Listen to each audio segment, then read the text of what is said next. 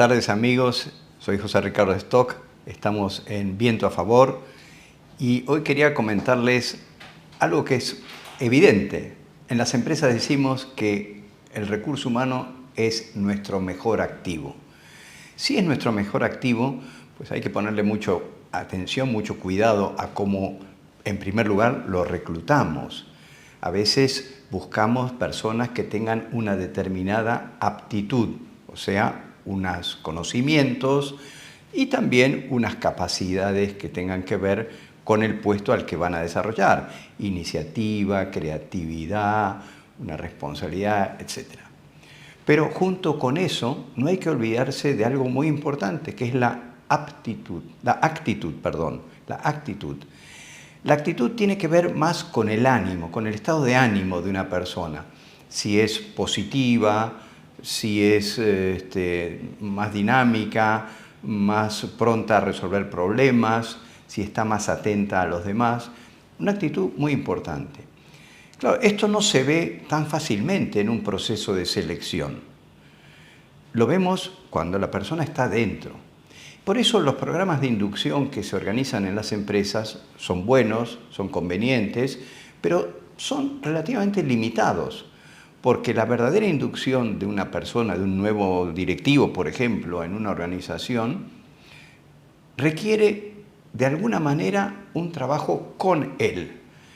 Qué bueno sería que, además del proceso de inducción, haya un periodo de trabajar junto con esa persona. Y poco a poco, en un par de meses, se va soltando, se suelta la rienda, como se dice, y eso permite que esa persona, en primer lugar, se adapte muy bien a su trabajo, conozca la cultura de la organización, aprenda a desarrollarse en ese ambiente. Y algo también muy importante, los jefes, los directivos, también van conociendo las verdaderas capacidades de esa persona. Por eso, efectivamente, hacer un buen programa de selección es importante, pero mucho más importante es hacer un buen programa de retención. ¿Cómo hago para que mis trabajadores permanezcan en la organización? Esto es algo que nos llama mucho la atención. ¿Cómo hacemos? ¿Les facilitamos que estén poniendo su mejor esfuerzo o los restringimos con a veces demasiadas obligaciones? La libertad es un gran bien y también dentro de los ámbitos propios, como es lógico de cualquier trabajo, debería fomentarse. Yo recuerdo una anécdota muy pequeñita, una persona, amiga mía, que colaboraba en la Universidad de Piura cuando yo estaba en Campus Lima, eventualmente por algunas tareas de unos servicios que nos prestaba, profesionales. Bueno, pues esa persona, esta señora, saludaba a los guardianes y le decía: don Carlos, buenos días, ¿cómo está? Y yo me quedé asombrado, porque esta persona tenía ese conocimiento de las personas tan importante. A mí me sorprendió mucho y era una persona, como digo, que no tenía la obligación de estar permanentemente. ¿Conocemos nosotros a nuestra gente? ¿La conocemos de verdad? ¿Sabemos qué piensa, quiénes son, quién es su familia, qué hacen? Son seres humanos. No es una técnica el manejo de personal, son seres humanos. Tenemos que interesarnos por ellos y hacerlo muy bien.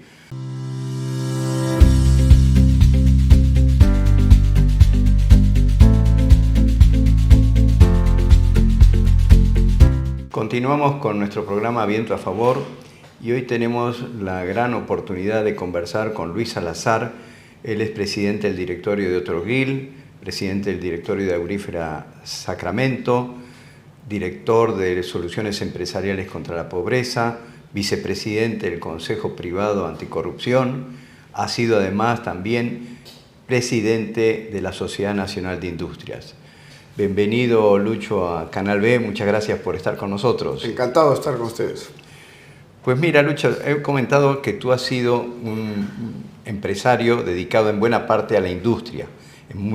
Tu gran trayectoria ha estado muy ligada a la industria. ¿Qué tan importante es la industria para el Perú?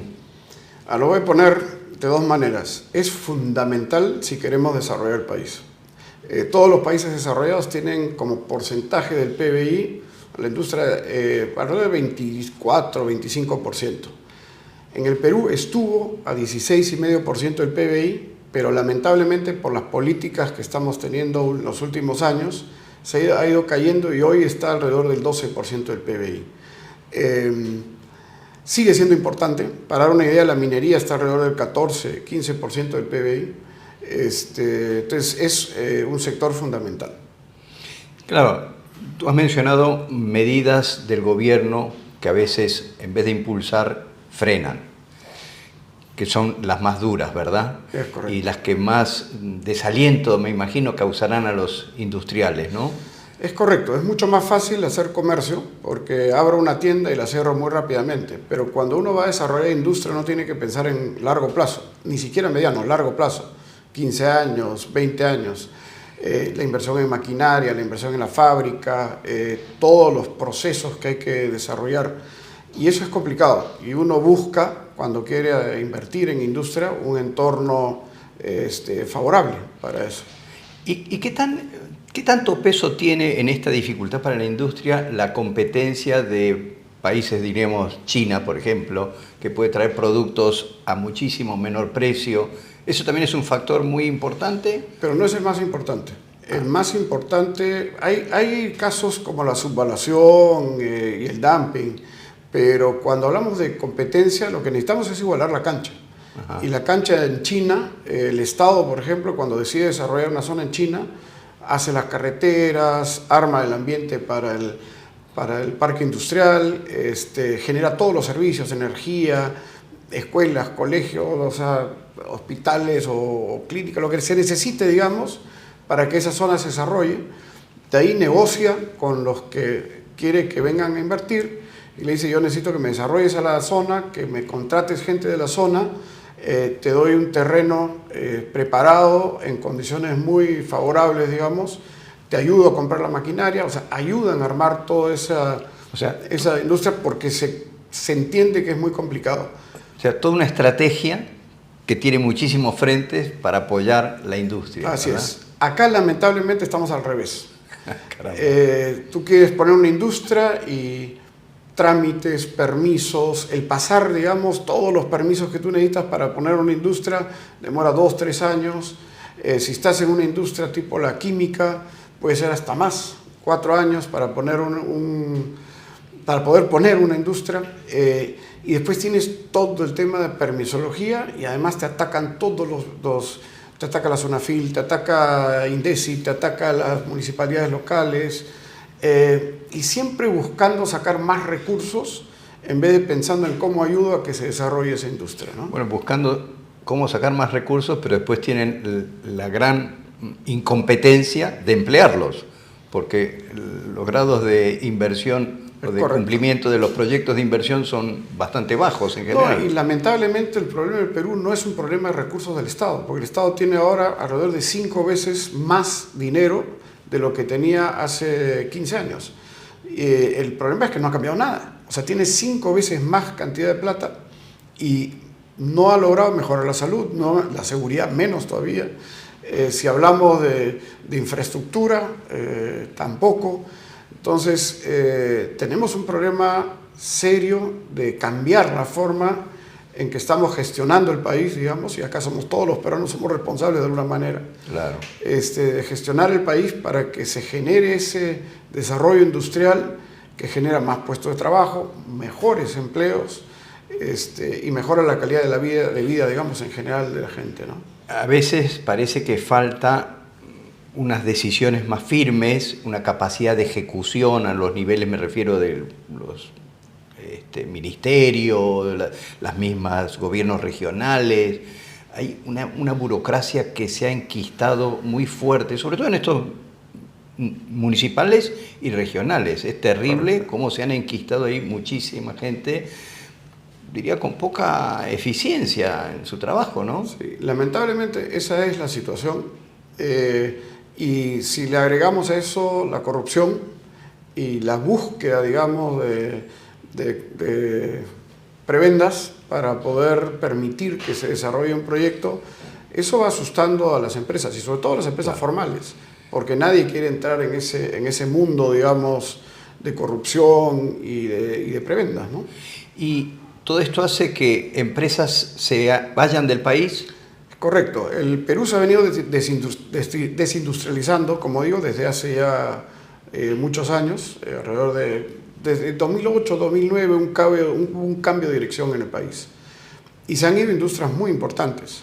Y lamentablemente se van a países vecinos y ese empleo que se generaba en el Perú, ya no se genera en el Perú y se está generando en los países vecinos. Claro.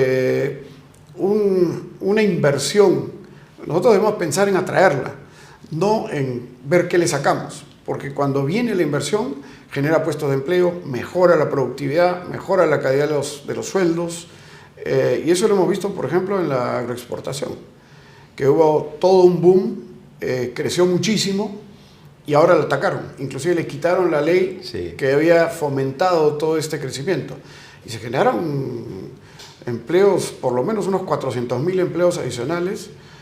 Y lo más interesante es que los sueldos de esos empleos subieron. Han subido, de 800 y pico soles mensuales a 1.400 y pico soles mensuales. En promedio, ¿no? Era Ica, por ejemplo, era una zona donde había pleno empleo. Correcto, y prácticamente había desaparecido la pobreza, pero ha empezado a subir nuevamente la pobreza, lamentablemente. Tengo entendido, no hay estadísticas, que ya los sueldos han empezado a bajar. Claro. ¿Por qué? Porque se frena la inversión, se castiga la inversión, se vuelve más caro, y el agro tiene un proceso muy similar a la industria, porque son inversiones de largo plazo. O sea, si tú vas a invertir en el agro, esperas tu retorno en 8, 9, 10 años. Claro. Muy parecido a la industria. Entonces, nos estamos equivocando en las políticas que estamos generando. La industria, además, me imagino, requiere más capital. Mucho capital, como digo. Maquinaria, la fábrica hay que construirla, claro. Todos los insumos hay que traerlos para poder procesar, envases, todo lo que tú necesitas. Además, hay que crear la infraestructura para comercializarlo. Realmente es un tema muy complejo. Qué pena da, porque si la industria se va achicando, se están yendo empresas industriales, hay ataques a algunos temas, como has mencionado, agrícolas o agroexportadores. Entonces, hay un desaliento para la gente joven muy grande. Es correcto. En los últimos años se han ido más de 1 millón de jóvenes a buscar oportunidades afuera. Creo que en el último año ha sido más de 400.000, sí. Y va creciendo, o sea, cada año se van más. Y es simplemente desaliento porque terminan sus estudios y se van además los que se han preparado, los que están preparados. Y acá no encuentran oportunidades. ¿Por qué? Porque como hemos castigado tanto al inversionista, hemos atacado tanto al que genera el trabajo, el empleo, que es el sector privado, como lo hemos atacado tanto, se ha ido. Entonces los jóvenes terminan de estudiar y no tienen dónde trabajar y se van. ¿Cómo se podrá no castigar tanto a la empresa, a la industria? ¿Cómo se podrá no castigarla tanto? Es un tema para mí ideológico. Hay un problema ideológico muy fuerte. El rol del Estado contra el rol del sector privado se han confundido. Y el Estado no ha entendido que lo que tiene que hacer es promover cada vez más inversión, en vez de buscar qué le saco y cómo le saco más, porque al final están matando a la gallina de los huevos de oro. Sí, claro. Sí, claro. Y están hipotecando el futuro del país, y el Perú tiene una riqueza enorme. Tiene uno de los mejores mares para la pesca, tiene unos climas espectaculares para la agricultura. Agricultura, claro. Tiene todos los minerales, tienes caídas de agua, tiene ubicación geográfica, está en el medio de la costa Pacífico de Sudamérica, ¿no? O sea, es un perfecto hub, como va a ser el puerto de Chancay, ¿no? Sí, pero eso también es una cosa maravillosa. Claro, hay gente que se queja, son inversiones chinas, ¿no? Bueno, pero promueven el país, ¿no es cierto? Dan empleo, dan trabajo.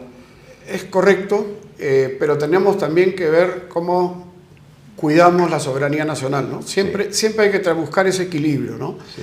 El tema es que hay que promover la inversión privada, todo lo que se pueda. Infraestructura, por ejemplo, que es fundamental. El traer un contenedor de Huancayo al puerto de Callao cuesta más que mandarlo a Estados Unidos o Europa. Caramba. Entonces, ¿y qué pasa? La carretera central ¿hace cuánto que es proyecto? Y eso es donde estamos fallando. La plata, los recursos que ha recibido el Estado se han ido más a gasto corriente que a inversión en infraestructura, ¿no? Le han puesto una especie de cartel a las empresas de corruptas, que buscan su propio beneficio, que atacan o tratan mal al trabajador, no sé qué. Probablemente algunos casos haya, evidentemente, pero es un cartel que lamentablemente ha tenido mucho éxito en ser colgado, ¿eh? Es correcto, y acá hay lamentablemente intereses para mí geopolíticos. A nadie le interesa que Latinoamérica, a nadie me refiero, a los latinoamericanos obviamente sí, pero cuando tú analizas, por ejemplo, la Alianza del Pacífico, que eran 4 países que se iban a convertir en una potencia económica, que estaban con crecimientos muy grandes, reducciones de pobreza muy grandes, y los analizas 15 años después o 20 años después, están destruidos. Y eso no ha sido, digamos, porque los países solamente se han gestionado mal. Acá hay ONGs que están permanentemente buscando deteriorar las condiciones para la inversión local. Hay ideologías como las medioambientales que se han ido a extremos. Nadie discute que hay que cuidar el medio ambiente, tiene que cuidarse, pero tiene que hacerse de una manera razonable, que tiene que permitir, digamos, el desarrollo económico para que haya desarrollo social, ¿no? Qué difícil es cuando te han tirado porquería encima, lavarte y aparecer bien, porque esa porquería sigue quedando. Es muy difícil. Es como, una vez escuché, decían, es como abrir una almohada de plumas y desparramarlas, ¿no? Júntalas. Es una tarea de titanes, ¿no? Sí. Que lleva mucho tiempo, pero ya lo has hecho el daño.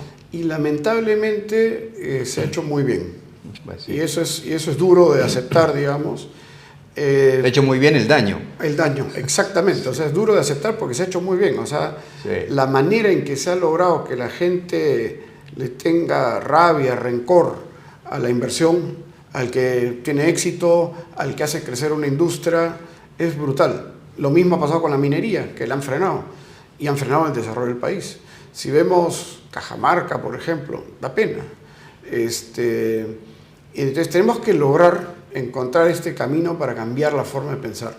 Hay empresas que han empezado hace tiempo, proyectos de tratar de cambiar una imagen deteriorada de la empresa y de los empresarios, y es una tarea de titanes realmente, ¿no? Y siempre queda, sí, claro, lo dice porque, pero hay una desconfianza que hay que cambiarla de una vez, ¿no? Ahí hay un tema también interesante, y muchas veces con esa voluntad de cambiar las cosas se ha empezado a sustituir lo que debe hacer el Estado, y eso termina jugando en contra.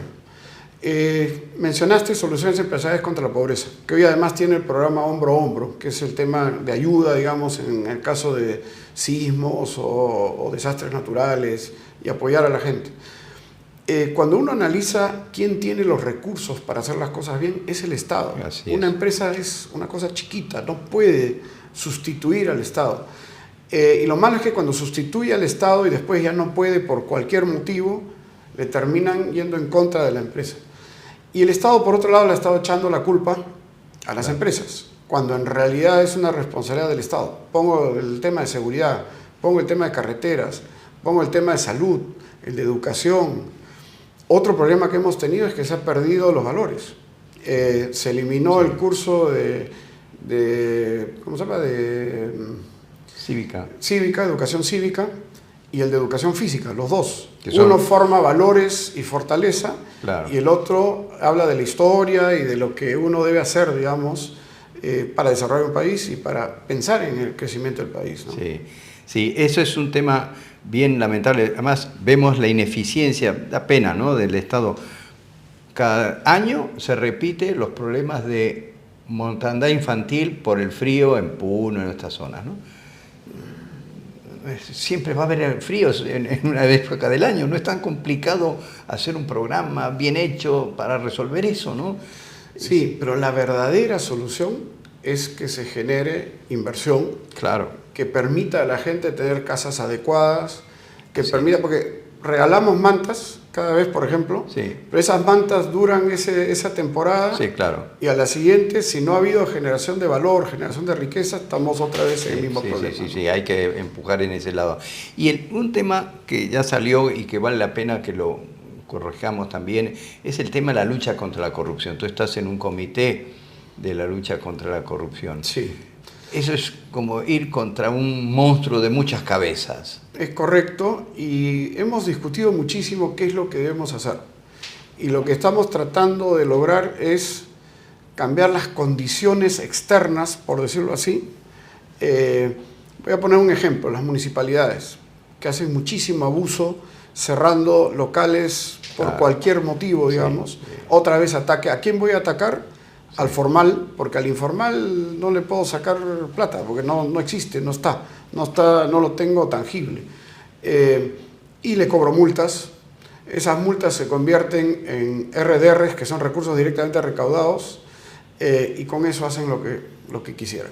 O sea, tienen libertad y van complicando cada vez más. Ese es un ejemplo. Se ha trabajado y ha salido una ley que ayuda a bajar el tema de las municipalidades, ¿no? De cerrar los negocios. Sí. Que eso ha sido tema de varios gremios y que se busca, digamos, cambiar. Entonces hemos decidido que eso es lo que tenemos que tratar de cambiar, que es empezar a quitarles un poco ese poder de chantaje, digamos, a las malas autoridades, porque hay buenas autoridades también, a las malas autoridades. Y es algo que estamos viendo que está pasando en Argentina, por ejemplo. Es bien interesante, si uno ha seguido un poco lo que está haciendo Milei, las cosas que han empezado a saltar, de cómo estaban llevándose la plata de los ciudadanos, con diferentes mecanismos y mecanismos de corrupción muy fuertes. Ojalá que tenga éxito, porque me imagino que eso debería rebotar también en el Perú y nos va a ayudar en esta gesta que tenemos de tratar de cambiar ese entorno tan hostil y corrupto en muchos sentidos. Siendo la Argentina un país que tiene tanto peso en Latinoamérica, pues yo deseo y espero que realmente esto tenga un efecto, diríamos, de contagio, ¿no? Esa actitud de querer hacer las cosas bien, aunque va a costar. ¿Cómo cuesta, Lucho, en el país hacer el bien, hacer una buena empresa, una empresa y que haga su trabajo? ¿Cómo cuesta desarrollar un negocio? ¿Cómo cuesta? Es una tarea de titanes, ¿no? Es correcto. Y muchas veces dicen que hay que estar un poco loco para hacerlo. Sí, pero son esos locos buenos que hace falta tener, no los locos malos que andan dando vueltas por ahí. Necesitamos más. Sí. Sí. No, a mí me da mucha pena ver eso que comentamos antes, la gente joven que se va, las empresas que se cierran o que cierran y se van porque no les dejan posibilidades. Entonces, hay varios frentes, ¿no? Un frente importante es el frente laboral. ¿Es el más importante, tú crees? El crear buenos empleos es la mejor forma de generar desarrollo social. Entonces, la pregunta que debemos hacernos como peruanos, digamos, es si tenemos casi el 80% fuera del sistema formal y solo 20 o 23%, 24%, depende de las cifras, dentro del sistema, lo que llamamos formal, algo estamos haciendo mal. Se quiere hacer por el lado de la inspección, eso no funciona. Son reglas del mercado, uno no puede ir contra reglas del mercado. Lo que tenemos que hacer es crear un sistema laboral que facilite y que simplifique y que permita que todos esos 8 de cada 10 o 7 de cada 10 logren ingresar a un puesto formal. Y eso cambiaría además la intención de invertir de muchísimas empresas. Buena parte de ese sector informal está en temas de servicios, diríamos, ¿no? Restaurancitos, carretillas, temas muy diversos. Si ahí se dieran facilidades, aunque sea ese sector servicio, que como tú dices, se arma y se desarma relativamente fácil, si se dieran facilidades en el tema del trabajo, sería ya un empujón para ver que la formalidad no es mala, sino que al contrario, es una cosa muy buena para los mismos trabajadores, porque a veces la idea que han metido es que la formalidad es mala para los trabajadores, ¿no? Bueno, ahí caemos en otro tema adicional, que es, por ejemplo, la salud. La salud supuestamente debería funcionar bien para los trabajadores formales, estamos hablando de salud, y realmente no funciona bien. Claro. Entonces, eso tiene un costo, pero a la hora de no funcionar, la gente dice, bueno, ¿para qué lo quiero? Hay muchos casos de trabajadores que no quieren entrar al sistema formal porque pierden el CIS, por ejemplo. Están inscritos en el CIS y no quieren, ¿cómo se llama? Cambiarse a otro. Al entrar en el sistema formal pierden el CIS. Es correcto. Tienen que elegir entre uno u otro, evidentemente. Eligen entre uno u otro y prefieren la plata contante y sonante limpia, no creen en las AFP, obviamente no creen en la ONP, o sea, es un tema que va a costar mucho resolverlo y que necesitamos ese empujón fuerte de alguien que se anime a lograr que estas cosas cambien, ¿no? Hay también un tema de dirigencia mala, es decir, los dirigentes a veces, porque mucha de esta gente responde a unos dirigentes, pero no sé si establecidos o no, pero... Ahí hay otra vez otro problema que es serio. El entorno que se ha creado en la política, digamos, castiga al que quiere trabajar bien. Claro. ¿Por qué? Porque primero, si hacen negocios con el Estado y entra una persona a trabajar en el Estado, todos sus familiares están, si tiene uno un negocio con el Estado, está muerto, porque comienzan los problemas.